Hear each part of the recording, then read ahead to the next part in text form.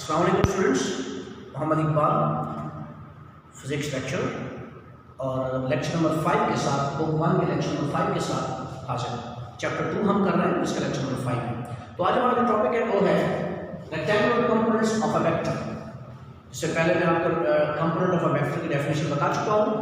तो अब हम पढ़ते हैं रेक्टेंगुलर कंपोनेंट्स क्या होते हैं। तो जो किसी वेक्टर के कंपोनेंट्स हो सकते हैं वो दो तरह के हो सकते हैं, रेक्टेंगुलर कंपोनेंट्स भी हो सकते हैं और नॉन रेक्टेंगुलर कंपोनेंट्स भी हो सकते हैं। ठीक है, तो हम बात करते हैं कि रेक्टेंगुलर कंपोनेंट्स क्या होते हैं। The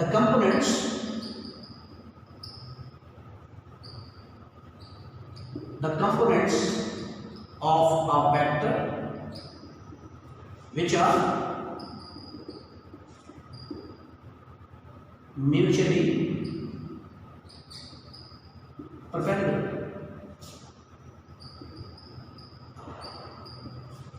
perpendicular are called rectangular components.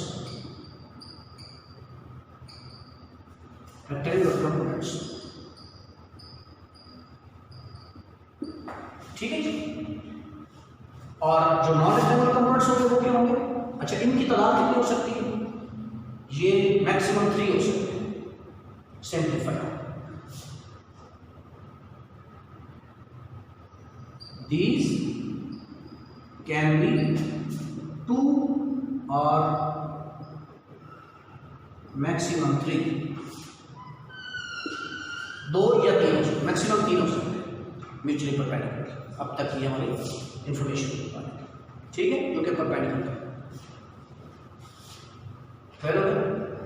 Non rectangular components क्या होंगे? नॉन रेक्टेंगुलर कंपोनेंट्स क्या होंगे?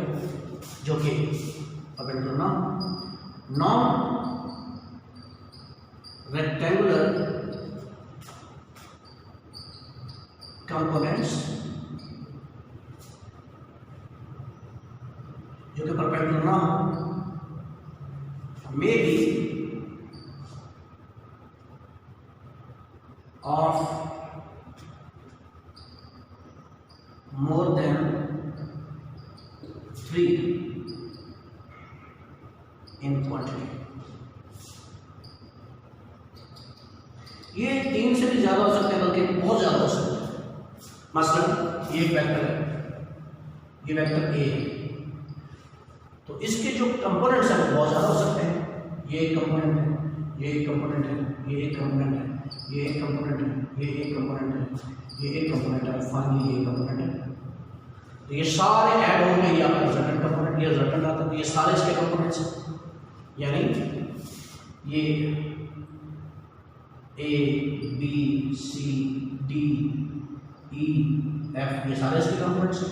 तो वेक्टर ए को आप देख सकते हैं A plus B plus C plus D plus E plus F, ये सारे इसके कंपोनेंट हैं।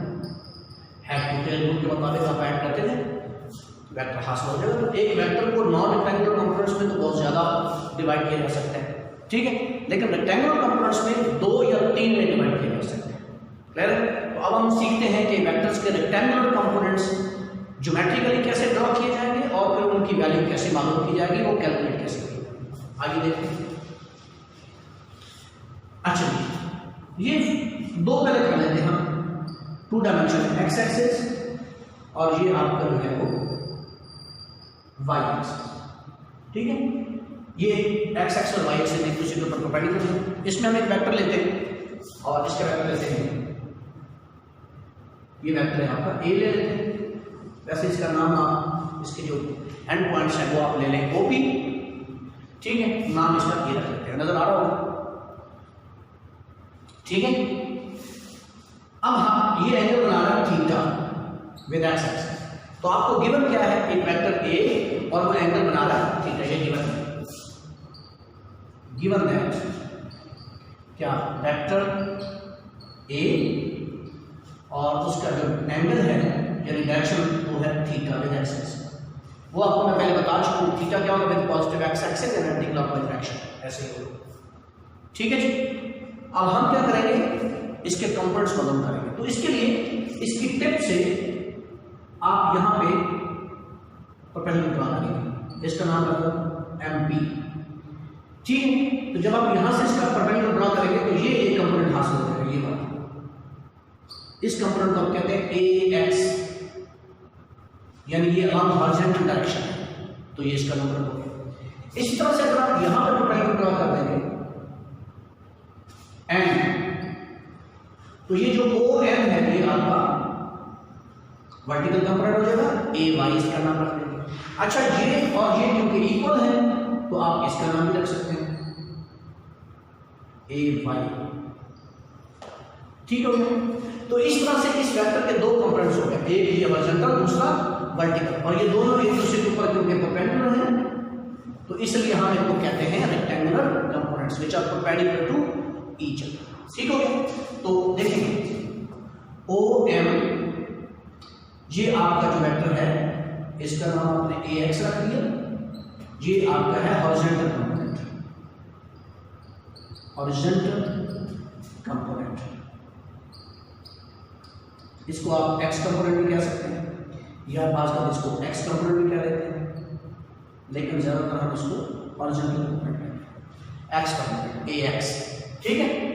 इसका जो मैग्नीट्यूड है AX का वो बराबर है OM की, यानी इस लेंथ को, ये इसका मैग्नीट्यूड है, O से लेकर M तक जो इसकी लेंथ है ये इसका मैग्नीट्यूड है, और वैसे ये AX के ऊपर वेक्टर साइन लगाएंगे तो ये इसका कंपोनेंट होगा। इसी तरह से अगर आप बात करें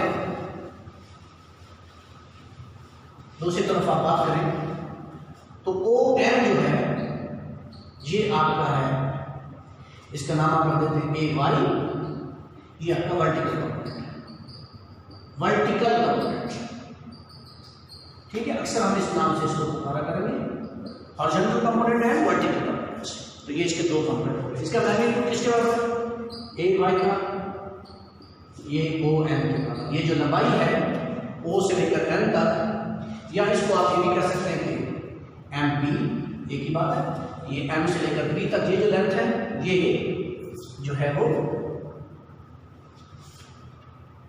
इसका मैग्नीट्यूड है, वर्टिकल। तो इस तरह से वेक्टर A जो है वो अपने दो कंपोनेंट्स में रिजॉल्व हो गया, X कंपोनेंट में और Y कंपोनेंट, ये ज्योमेट्रिकली तो हो गया। आपको गिवन क्या था, वेक्टर A और एंगल थीटा, तो ये तो ज्योमेट्रिकली है, लेकिन हम इसको कैलकुलेट कैसे करेंगे, इसकी वैल्यू डिटरमिन कैसे करेंगे कि कितनी वैल्यू है, कितना मैग्नीट्यूड अलोंग एक्स एक्सिस और कितना मैग्नीट्यूड अलोंग वाई एक्सिस है। तो इसके लिए हम इसके फॉर्मूला ड्राइव कर लेते हैं। इसके लिए सबसे पहले एक्स कंपोनेंट, इसका मैग्नीट्यूड हमें मालूम करना है, डायरेक्शन तो हमें पता है, इसका मैग्नीट्यूड कैसे फाइंड करेंगे एक्स कंपोनेंट। अब देखिए from right angle triangle OPM, नजर आ रही है आपको, OPM ये राइट एंगल ट्राइंगल, और इसके बारे में आपको 2 लेक्चर पहले इंफॉर्मेशन दे चुका हूं, और पिछले लेक्चर में भी मैं आपको उसकी वैल्यूज बता चुका हूं, साइन, कॉस और टेन। तो यहां पे ये चीज यूज हो रही है। अब मुझे क्या चाहिए, OM चाहिए, ये लेंथ चाहिए, ये मैग्नीट्यूड चाहिए, तो मैं कौन सी रेशियो यूज करूंगा, आपके पास गिवन क्या है, ये वाले A, ये आपको गिवन है, इसका मैग्नीट्यूड आपको गिवन है, ठीक है। इसका मैग्नीट्यूड आपके पास A वेक्टर का मैग्नीट्यूड है, ठीक है, जो कि बराबर है OP के, ठीक है, ये आपके पास गिवन है। और तो मैं कौन सी रेशियो यूज करूंगा, जिसमें एक नोन हो और एक अननोन हो, तो मैंने मालूम क्या करनी है, OM मालूम करनी है, ठीक है, और गिवन क्या है OP, तो थीटे के सामने वाली साइड कौन सी होती है, शाबाश, हाइपोटेन्यूस, थीटे के साथ, सॉरी 90 के सामने वाली हाइपोटेन्यूस, थीटे के सामने वाली परपेंडिकुलर, और तीसरी कौन सी होगी, बेस होगी। तो मैं क्या यूज करूंगा, बेस और हाइपोटेन्यूस यूज करूंगा, कैसे, from triangle OM upon OP is equal to cos theta, OM divide by OP, तो OM क्या है, इसका नाम है AX और OP है A।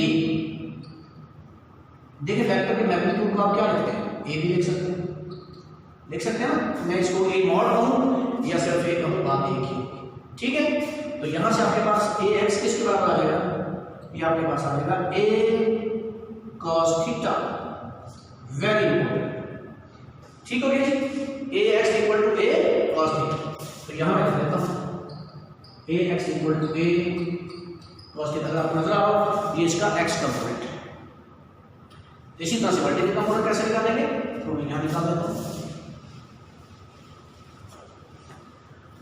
Vertical component, vertical component इसका आपने मैग्नीट्यूड निकालना है। वो आप कैसे निकालेंगे, again O M upon O P is equal to sine theta. Sine theta किसके होता है, परपेंडिकुलर अपॉन हाइपोटेन्यूस।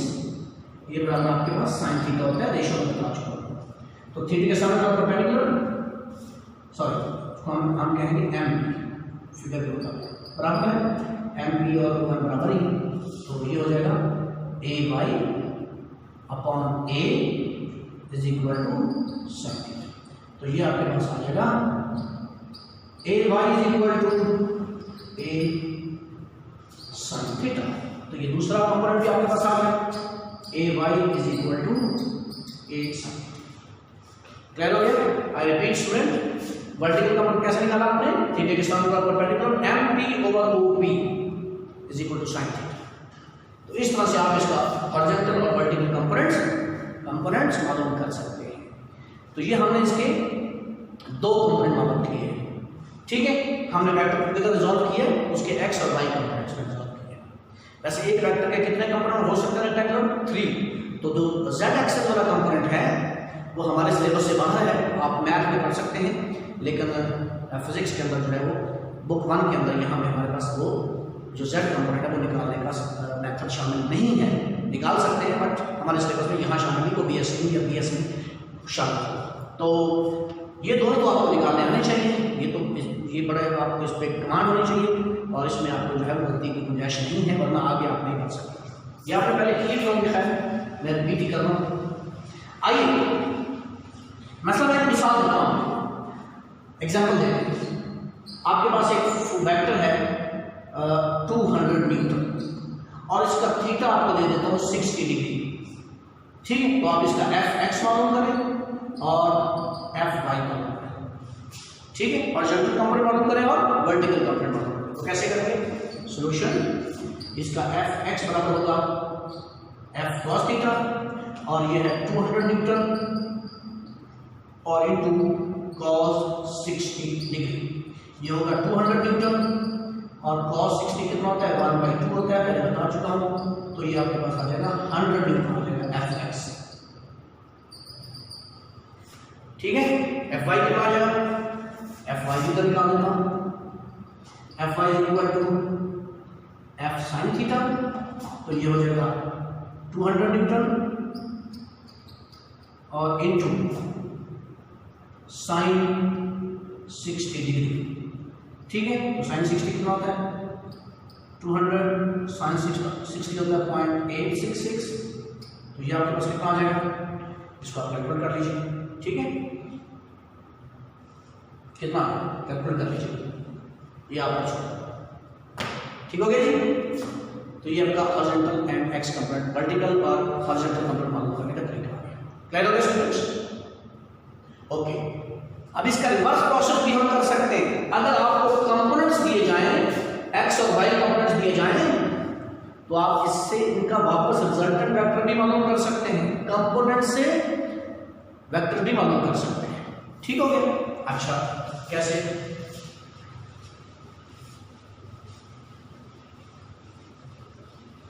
अच्छा बात सुनो, यहां पे एक और चीज आपको बता दूं, ये वेक्टर ए था, इसके दो कंपोनेंट होंगे, कौन से, ए एक्स और ए वाई। तो हेड टू टेल रूल के मुताबिक आप क्या लिख सकते हैं इस वेक्टर को, ये दोनों इसके कंपोनेंट्स हैं, आप लिख सकते हैं ना, vector A is equal to A X plus A Y, ठीक है। अच्छा, और आप इसको भी कर सकते हैं, A is equal to A X I plus A Y J. क्या मतलब होगा, ए एक्स उसका लेंथ है और आई मतलब अलॉन्ग एक्स एक्सिस, ए वाई मतलब उसका मैग्नीट्यूड है अलॉन्ग वाई एक्सिस। साथ यूनिट वेक्टर जो बता रहा है कि ये ए वाई किधर है, अलॉन्ग वाई एक्सिस।